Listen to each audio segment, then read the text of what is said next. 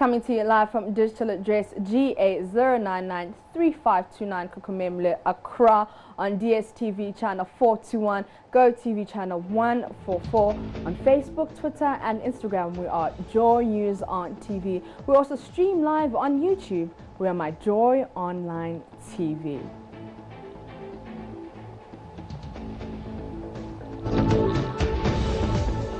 I'm Apita Siviri and this is JoyNews Interactive, your most interactive show on television right now. Let's talk about the new educational system that has received as much criticism as it has compliments. Now, Deputy Education Minister Dr. Yao Edichum says it is unrealistic to place students in private schools as an answer to the double-track system.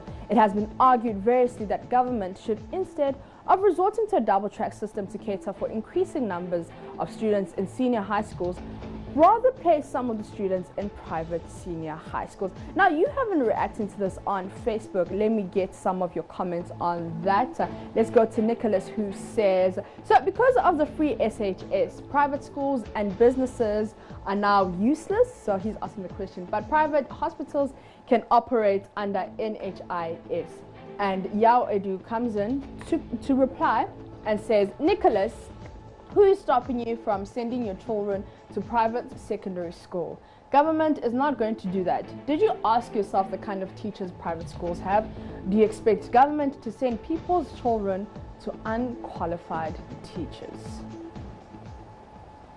At Mishak Ofori Ejimang says, the students or the parents themselves don't select private schools, though they are given the opportunity to do that at junior high school. How then do you expect the government placing someone's child at the private school? Now, Yao Eju says, no one is stopping you from sending your children to secondary school.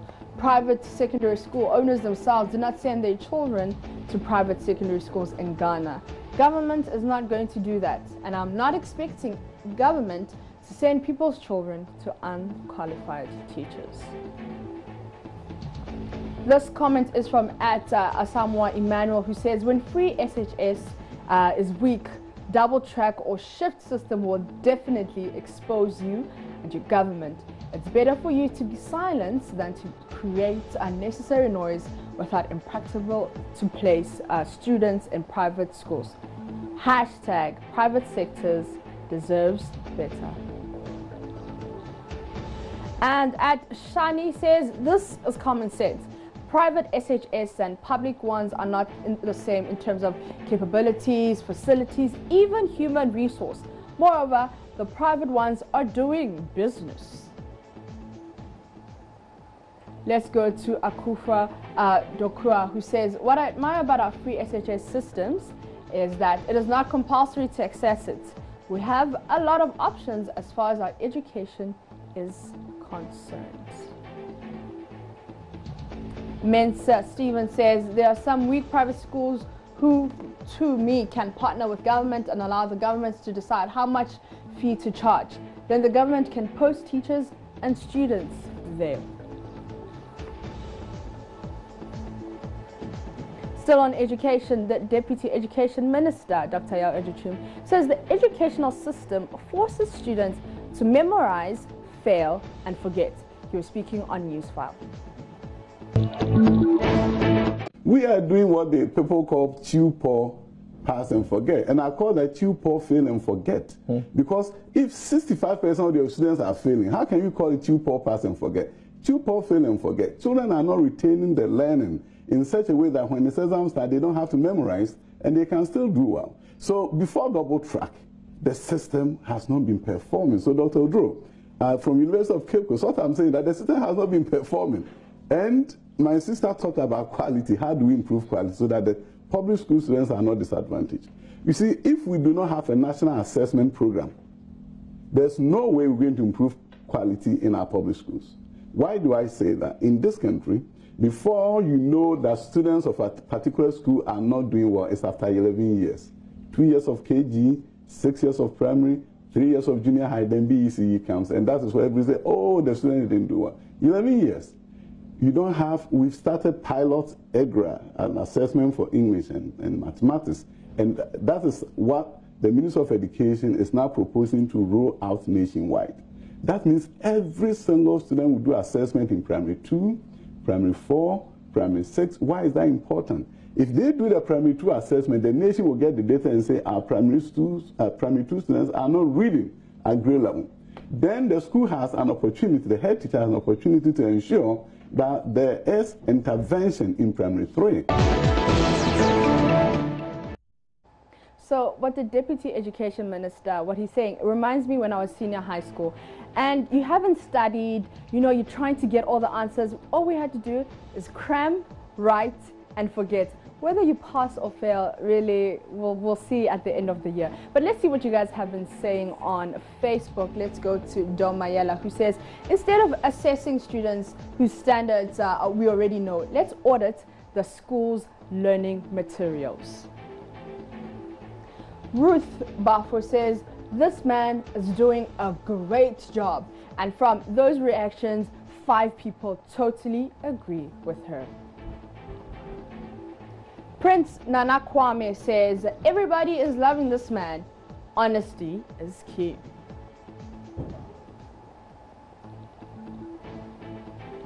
Let's go to Ma Sika Sika, who says, boss, I agree with you, Mom. Our education is read, read, chew, memorize, pour, and forget. Read, read, chew, memorize, pour, and forget. And Kweku AK says, I just love this minister.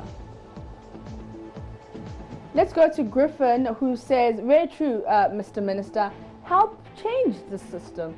And Walter Trust says, we have to make things, not chew and pour. All right, so Rich Diamond came to write an essay. Let's pick some of it. He says, we cannot wait for the perfect moment before we implement free SHS. Just like our personal lives, we don't wait for the right moment because there's never going to be one. We move on and deal with the challenges as they arise. Okay. And he also says, even in the United States, infrastructure for schools is not a done deal. With the dynamic mix of population growth, majority of our people living in poverty, and a host of others, the longer you wait, the issues become more compounding. If we wait for 7 years to build infrastructure, do we know what the population of potential SHS students would be by then? And he concludes by saying, free SHS wouldn't make all our economically disadvantaged students successful. At least 50% would go out and do great things. Imagine if they don't get this opportunity at all. We are talking 100%.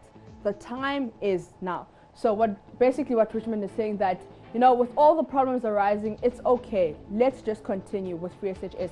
When we get to the bridge, we'll cross it and we'll know how to deal with it. So let's just do it now. The time is now. And that's according to Rich Diamond. But let's see what more of you guys are saying on our Facebook page, and that's Joy News on TV. Keep your comments coming. We gladly appreciate it. But this one is from @Tony, who says, explaining things for NPP government is difficult nowadays, but Deputy Education Minister is doing his best. And Charles Quaranting says, oppressors curriculum. And he's quoting Dr. Miles Monroe. And Aduku says, Ghana education. That's all he has to say. Ghana education. Now let's stay with education, where the delay in right age enrollment, among others, forces school authorities to put over age children in KG, causing unnecessary congestion and difficulty in instruction. Now, these are some of the issues raised in our latest Hotline documentary, The Launch Pad, produced by Emefa Atiamo Eli, as a part of a 1-month campaign titled Enroll Me Now, aimed at promoting early childhood education. Now, the concluding parts of that documentary is today on our Joy News channel at 8:30 p.m. But we have been asking and speaking to some parents on when they think children should be enrolled in schools. My first child went to school at the age of 1, and I think that it's okay, maybe 6 months, 1 year, and I think that is the best. Wasting your time or letting the child be at home, I don't think is the best. But being in school at a very tender age, you might think that it's not important, but they pick a lot of things from school, and then it's great. It makes them smart, it makes them very intelligent. I think that every parent should try. It depends on where you are starting from. Now the nature of our work, a child can start growing well as early as let me say 6 months old. If the parent is a busy page and you have no time, you can enroll your child, provided you can afford for it. Yes. For me, it depends on the parent in the first place. However, I will start my child, I will make sure that my child goes to school at very early stage, because it is the formation stage. It gives the child the opportunity to quickly grab whatever the environment is, it's all about. I think 3. I went to school at 3, so I would naturally want people to go to school at 3. So I'll speak more from experience. So from experience, my kids go to school at 2, and I think that at 2 is when they can hold a basic conversation, they are aware of themselves, and school is not probably a challenge, but I understand that every parent has their own challenges around how do I keep these kids and still go to work. So I think that my recommendation will be 2 years. From a year old to start a daycare. So that's what I think. 3. I think 3 because they're old enough to communicate well, and they're not so babyish anymore. But the challenge is finding someone to take care of them. So if you can't take care of them yourself. From education to economics, the depreciating CD. Now, minority spokesperson for finance, Kasil Atuforsen, says the CD's depreciation is a sign of the failure of a government program to ensure food sufficiency. Now, he also said that depreciation shows Ghana's demand for imports is still high, despite the aim of the planting for food and jobs to reduce this. Now, with the CD trading close to 5 Ghana cedis to $1 and more than 5 Ghana cedis on the black market, all eyes appear to be on the government.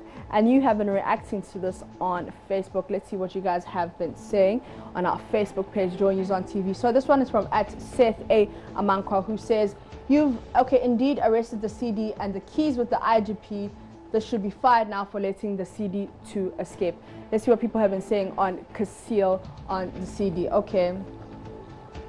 Let's go to Cosby Parkway, who says, they're saying the CD depreciation is the best since 2012, so we shouldn't complain. Are you saying we should wait till $1 traded for 7 CDs before we complain?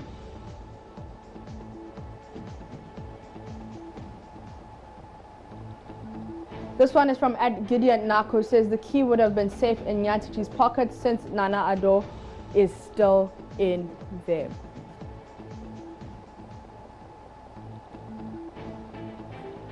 So you can keep your comments coming on Facebook, Twitter, and Instagram. We're JoyNews on TV. Now let's go to Ajab, who says, Masa, if you had planted anything during your 8 years in office, we wouldn't be having this conversation by now. In fact, if you had planted anything, we'd be exporting excess food to our neighboring countries and beyond. So if you don't mind, just keep quiet and let people plant. Thank you.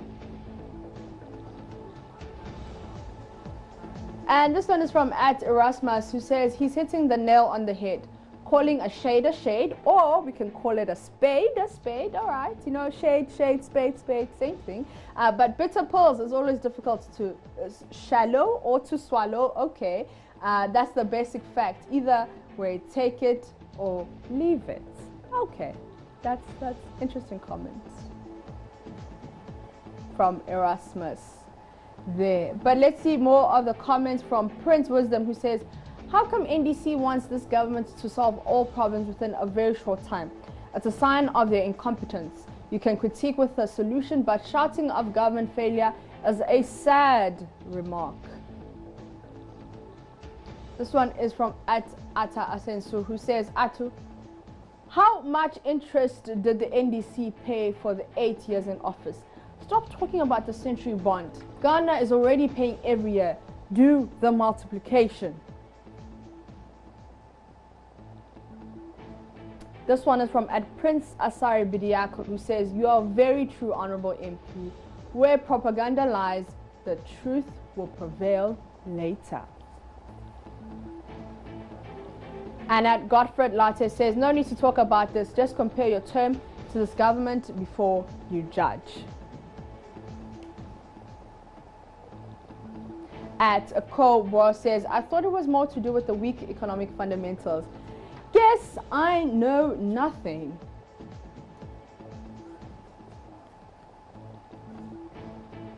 Now, do you remember this video of the Vice President? You have seen a stability return to the exchange rate. In fact, for the year, the cedi has appreciated in value. When we came in, it was running. Essentially, we have arrested it. and the IGP has the key. She's locked it up. We've arrested it. So they've arrested the cedi, and that was at the 100 days of change, 100 days in office. But let's go to Mills, who says, "Look at the facial expression of the IGP." We posted that video on Facebook, and those are the comments that I'm reading. At Nana Badu says, "The IGP was even confused," and he got 3 replies to that. At Hassan says, "Ha ha ha, reminder is good though." All right, on that note, we're going to take a quick breather. When we come back, we're talking about garbage and indiscipline. You don't want to miss it.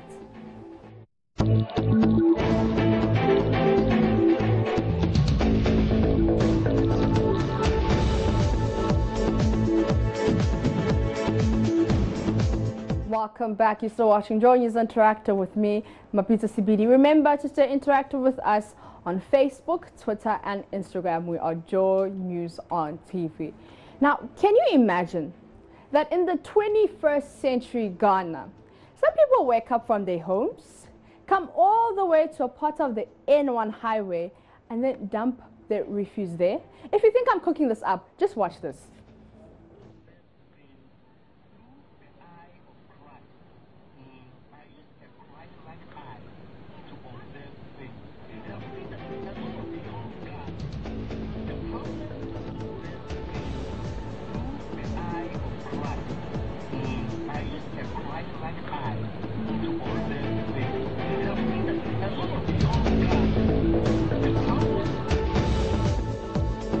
So I'm a bit confused.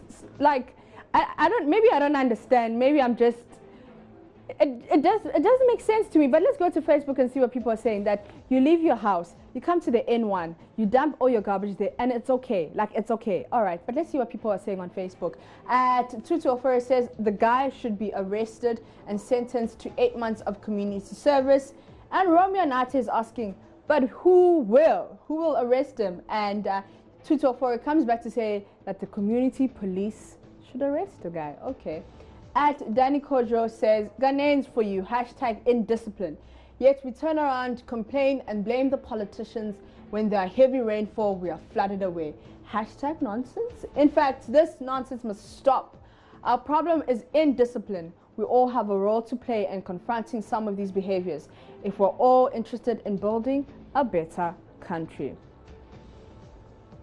At Nana Samoa says, Danny Kojo, okay, so responding to that, Danny Kojo, naturally humans are indisciplined, and that is why there are laws that govern our behavior. In China, the CCTV cameras alone will not permit you to secretly dump refuse anyhow, and moreover, you'll be slapped with a huge fine when you're caught. Do we do this in Ghana? Concert country, concert continent. You ask yourself, what work at all does city authorities do? And Obrick BM says, my brother, say it again. My problem is those who piled up those garbage don't make their rooms dirty. Some of them have sat in classrooms before. Indiscipline is an obstructionist to every development. And Nana Entry says, bro, good citizen. And Otis King says, Nana Samoa, ask yourself, when there's flood, who does it affect? Government officials or some citizens? Stop comparing China to Ghana. At Benjamin says, every ministry in Ghana is malfunctioning for the past 50 years. The only good one is Department of Negligence and Bribery and Corruption. So this one is from Ed Akua, who says, where is the Minister for Sanitation? What has he done or put in place to put a stop to such reluctant citizens like these ones?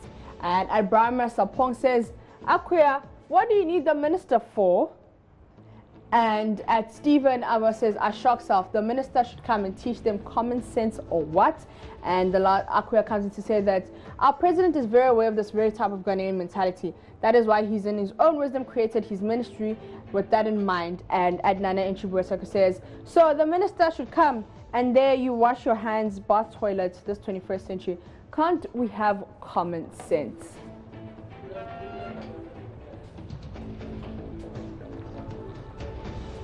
This conversation will continue. It's about indiscipline, it's about attitude. We need to just change our attitude towards some of these stuff. But that will be all for me, Mapita CBD and the JoyNews Interactive. Have yourselves a great Monday. I'm leaving you with the video of the day.